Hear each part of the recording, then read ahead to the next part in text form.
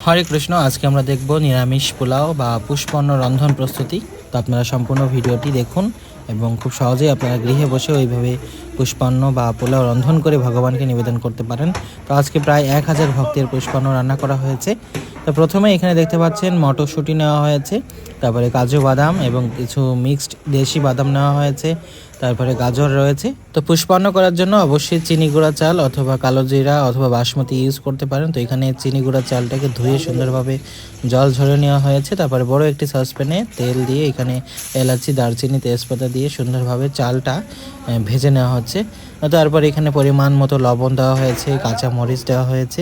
তারপরে এখানে মটরশুঁটি, গাজর, কিশমিশ সম্পূর্ণ মশলা যেগুলো রয়েছে বা কাঁচা সবজি যেগুলো রয়েছে সেগুলো দেওয়া হচ্ছে। তারপরে এই যে ভেজে রাখা বাদামগুলোকে হালকা ভেজে এখানে ইউজ করা হয়েছে। তো তারপরে সুন্দরভাবে নেড়েচেড়ে ভাজতে হবে। তারপরে এখানে চিনি দেওয়া হচ্ছে, আপনারা স্বাদ অনুযায়ী নির্দিষ্ট পরিমাণ চিনি দিবেন। তারপরে পরিমাণ মতো গরম জল দিয়ে গুঁড়া দুধ ইউজ করতে হবে। এখানে গুঁড়া দুধটা পুষ্পান্নর একটা অন্যরকম স্বাদ করে তোলে। তারপরে আপনারা 5 মিনিটের জন্য ঢেকে দিবেন। তারপরে 5 মিনিট পরে দেখতে পাচ্ছেন যে এখানে আমাদের পুষ্পান্নটা প্রায় হয়ে এসেছে। তারপরে পুষ্পান্ন নামিয়ে সুন্দরভাবে এখানে ঘি ইউজ করা হচ্ছে এবং কেওড়ার জল ইউজ করা হচ্ছে। এই দুইটা উপাদান অনেক গুরুত্বপূর্ণ পুষ্পান্নর জন্য।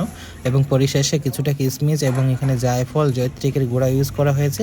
তারপরে আপনারা ঢেকে দিয়ে 5 মিনিট পরে আবার পুষ্পান্নটাকে ঝরিয়ে নেবেন। তারপরে দেখতে পাচ্ছেন পুষ্পান্নটা অনেক সুন্দর ঝরঝরে হয়েছে এবং পরিশেষে ভগবানকে নিবেদন করে গ্রহণ করুন। হরে কৃষ্ণ।